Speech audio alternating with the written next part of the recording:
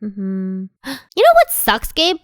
What? That I don't have a creepy story to tell like all the other animators. Too bad, because, it would be such an entertaining video, yet be super educational about personal safety and privacy! And then, right after posting my Draw My Life video, knock knock. Hey, so I know I'm on vacation for a few days, but since we were digging through your childhood memories together last month, I realized that we forgot this one. You might still need this, so catch. I wonder what it could... Oh right, this happened. Time to revisit every detail of these suppressed memories! Woo! So, my bunnymates, grab a pillow and a drink. It's time to learn about self-defense. Now, from the title, you might guess that I was just getting hit on at some social event. I don't want to say it like this, but I wish it was worse. Think about it, okay? I was only in grade 4, going on 5, just like many of you watching this right now. Yes, dinner parties as a kid with your parents. You've been there. We've pretty much all been there. My mom and dad are both extroverted, so we got invited to a lot of parties, and all from different families, so I never got bored of them. And you actually look forward to meeting new kids when you're an only child like me. So therefore, throughout the years, I've done my fair share of house tours, tasted people's signature dishes or secret recipes, and met all kinds of kids that I'll never see again. But this particular dinner was by far the most uncomfortable. So like I said, I was 11 years old, and on a random summer day, we get a call from a family friend. They invited us to go to this dinner happening next weekend, hosted by a family we've never met before. So yeah, it'll just be us 3 families. Oh, that sounds fun. We'll be there, for sure. Okay, yeah, bye-bye. Wait, I never said yes to this. The mutual friend has 2 sons I've hung out with many times, but, we don't have that much in common. So, Mom, I'll be bored for 5 hours. I'll just stay home by myself for this one. Well, over the phone, she said that the hosting family has a son a bit older than you, so you might find a friend. Also, it's good manners to go when you're invited, Bun. Wait, back it up. Did you say a boy my age? What if he's super cute and maybe a total gentleman? Other than my hopeless fantasies that every mysterious boy I meet might become my first boyfriend, I also decided to go for another totally non-superficial reason that at the time I went to a private school, so honestly I cherished every opportunity to wear something that wasn't blue. So I picked my outfit, did my hair all pretty. Wait, hold up! Clearly you're gonna get harassed because your outfit is way too revealing. Look at those shoulders! Okay. D-Day finally came around. Alright, we drove to their house, parked, knocked on the door. Host family, meet Bun's family. Now shake hands. And they were your typical friendly Asian family. The boy was also average. But his dad, though, he made deceptively delicious food. So overall, I was happy I tagged along with my parents. But the table was getting crammy, so the adults kicked us 4 kids off the table and was like, now entertain each other. So we ate together in the living room talking about things that kids usually talk about. And then after eating, we kind of all did our own separate things. By the way, this was when kids didn't all have smartphones. Yes, a time like that really did exist, and not that long ago. Okay, so all too familiar with the 2 brothers, I know that the older one goes AWOL with his non-fiction book that he brings to every party, and then the other one, the little one, hogs the remote. So that leaves me and Dude. I didn't know Dude. I didn't know what he wanted to do for the next 4 hours. I mean, it's his house. He must have some sort of hobby he does in his spare time. So I just sat by myself and watched whatever was on TV. I forgot what we were watching, but I was definitely being watched. I didn't assume anything. It's not like I expect every guy looking in my direction to have romantic intentions. I mean, I know I'm an only child, guys, but come on, I'm not that self-absorbed. Hey, it's Bun, right? Would you like a cream puff for dessert? Nah, he's pretty sweet. Sure, thanks. Right away, Your Majesty. He came back with the cream puffs in a bowl, sat down beside me, and as I reached for one, this guy decides that my fully functioning fingers can't do that. So he proceeds to try and feed me. It was odd, but I just thought he was trying to be funny, and honestly, he was kind of dorky, so I just told him, I'm good, thanks, and laughed it off. Barely 2 minutes passed, and... Wait, are you serious? Is this really happening? You think you can buy me with some cream puffs? So I inched away a little bit just in case I was sending him the wrong idea, but I had this smile on my face. Now that I think about it, that was probably a mistake. So, Bun, I like you. You know that, right? There it is.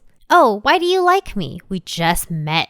Well, I think you are very beautiful, and you kind of do remind me of Kagome from Inuyasha. Oh my god, I love Kagome. Oh, yeah. And then there's this girl in my class. She kind of looks like Kikyo. I like her too, but I might just like you more after today if you play your cards right, if you know what I mean. And then I would just be missing Songo. It would be like a complete set.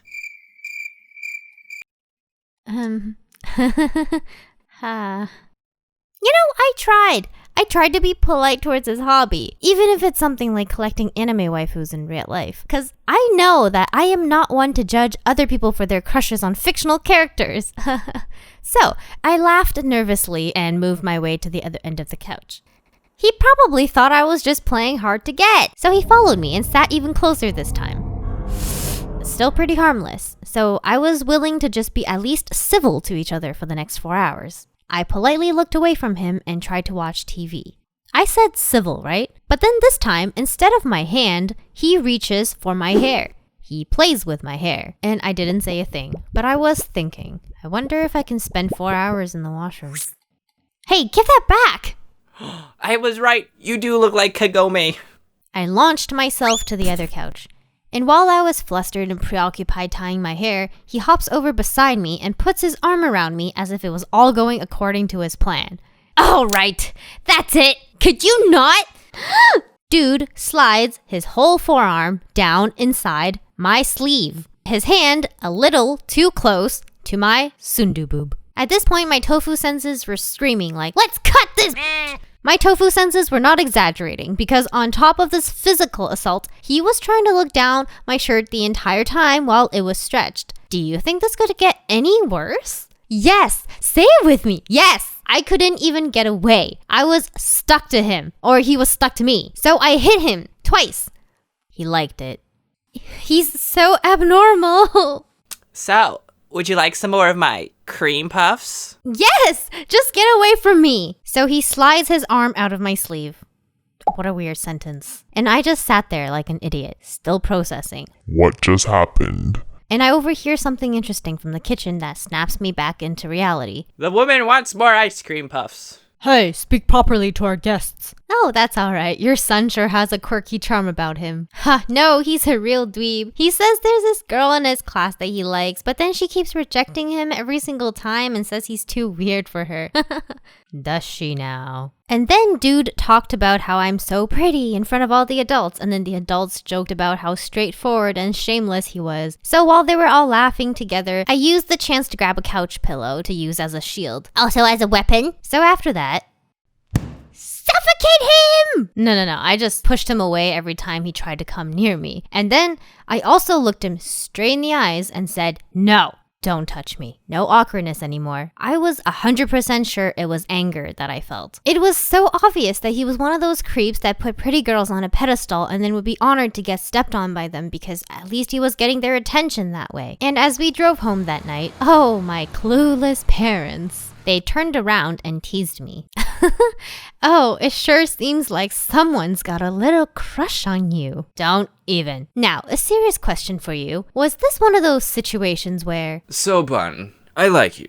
You know that, right? If the boy was extremely handsome and cool, it would be considered flirting? I don't know, you tell me. No, it's not okay. That was a test. For about a week after the incident, I was on edge, like all the time. That was the first time I had someone overstep my boundaries like that, and in a setting where so many adults were there, very possibly walking in on him doing that. But you know what disturbs me the most, and also should disturb you? I didn't make a scene for the sake of not embarrassing his parents, my parents, and also the mutual friend that invited us. But dude just DGAF. And that's the fundamental reason why some people resort to murder and other crimes. No, seriously, they just think the rules don't apply to them. Being a guest in his house seemed to mean that I was bound by extra responsibilities while he was, making himself at home. I gave him too much benefit of the doubt in the beginning, and yeah, okay. That's just me being a naive 11-year-old. But now I know a creep when I see one, and I'll know what to do.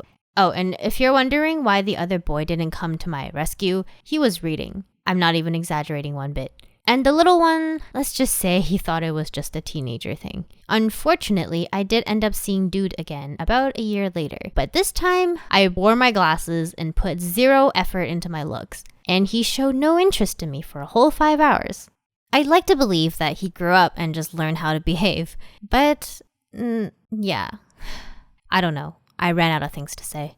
So the bookwormy guy, he's super smart, as his habits tell you, and he's doing really great now working for a big 3 consulting firm in San Francisco. And as for Dude, I almost ran into him like a third time many years ago when I was about 13. I was camping with Dan's family and my family in a provincial park when we decided to go check out Dude's family business, like his family's family business. And then, he happened to be away that weekend. But through the mutual friend family, we learned later that Dude had dropped out of high school and he was diagnosed with depression. So, I don't know, take what you want from the story. I just find it a bit unsettling to think that the same guy that seemed to be so confident just like 3-4 years ago ended up like that. What an ending. But I just wanted to keep it as accurate and reflective as possible to my real life experience. And can we all appreciate the amazing voice of Young Tales? Get yourself a guy who can do both a nerdy voice and a seductive voice. And thank you so much all for the fan arts. They make me smile every time. So please do keep drawing what inspires you, hopefully me. I'm gonna try to aim to push out more videos now that I have more time at home. I want to thank everyone for supporting my channel so far. Thank you from the bottom of my heart. Gross. Shut up!